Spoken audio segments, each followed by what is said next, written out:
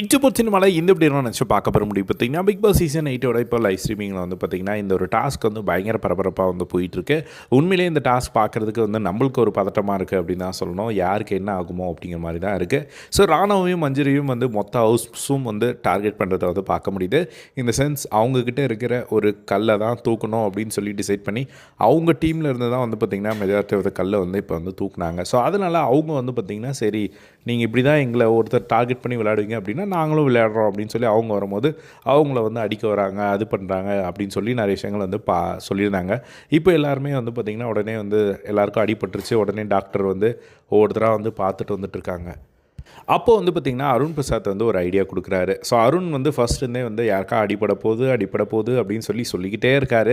So அது கொஞ்சம் அடியும் பட்டுருச்சு அப்படிங்கிறத நம்ம ஆல்ரெடி ப்ரோமோலலாம் பார்த்துட்டோம். இப்போ அது இன்னும் வரல.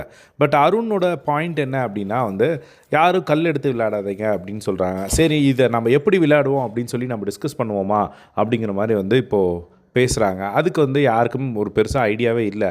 அப்போ அருண் என்ன சொல்கிறார் அப்படின்னா வந்து சரி நான் ஒரு ஐடியா கொடுக்குறேன், கோட்டையை கட்டிட்டு நம்ம வந்து விளையாடுவோமா அப்படிங்கிற மாதிரி வந்து சொல்கிறாங்க. ஆக்சுவலாக இதில் கோட்டையை கட்டுறதே டாஸ்க் இல்லை அருண், ஏன் நீ இப்படி குழப்பிக்கிட்டு இருக்க அப்படின்னு சொல்லி அருணை வந்து எல்லாருமே வந்து கேள்வி கேட்குறாங்க. ஏன்னா இதில் வந்து டாஸ்கில் தெளிவாக அவங்க சொல்லிட்டாங்க யார்கிட்ட அதிகமாக செங்கல் இருக்கோ அவங்க தான் வந்து வின்னர் அப்படிங்கிற மாதிரி. ஸோ இது கோட்டையை கட்டுறது டாஸ்கே கிடையாது அப்படின்னு சொல்கிறாங்க. ஸோ இப்போது அப்படியும் இல்லைன்னா வந்து வச்சுக்கோங்க, அதுவும் வந்து பெருசாக இன்ட்ரெஸ்டிங்காக இருக்காது. ஸோ இப்போது மொத்தத்தில் ஹவுஸ்மேட்ஸ் யாருக்குமே ஒரு ஐடியாவும் இல்லை. இப்போ என்ன அப்படின்னா மற்றவங்க அதாவது முத்துக்குமரன் ஆகட்டும், தீபக் ஆகட்டும், மஞ்சரி ஆகட்டும், ராணவ் ஆகட்டும், இவங்க என்ன சொல்கிறாங்க அப்படின்னா கேம் ஸ்டார்ட் ஆகிடுச்சு, இப்போ அது ஒரு விதமாக ஸ்டார்ட் ஆகிடுச்சு, அதே மாதிரி நம்ம ஃபாலோ பண்ணிப்போம். நீங்கள் எங்கள் செங்கல் எடுத்தீங்க, நாங்கள் உங்களுக்கு செங்கல் எடுக்க வரோம், அதில் வந்து மேலே அடிபட்டுருச்சு, அதை கம்ப்ளைண்ட் பண்ண வேணாம், பட் கொஞ்சம் கேர்ஃபுல்லாக விளையாடிக்கலாம் அப்படிங்கிற மாதிரி தான் அவங்க சொல்கிறாங்க.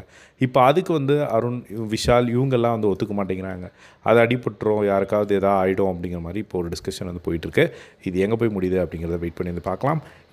இதே மாதிரி எல்லாம் பிக் பாஸ் அப்டேட்ஸ் தெரிஞ்சுக்க நம்மளோட சேனலை சப்ஸ்கிரைப் பண்ணி சப்போர்ட் பண்ணுங்கள். தேங்க்ஸ் ஃபார் வாட்சிங். பை.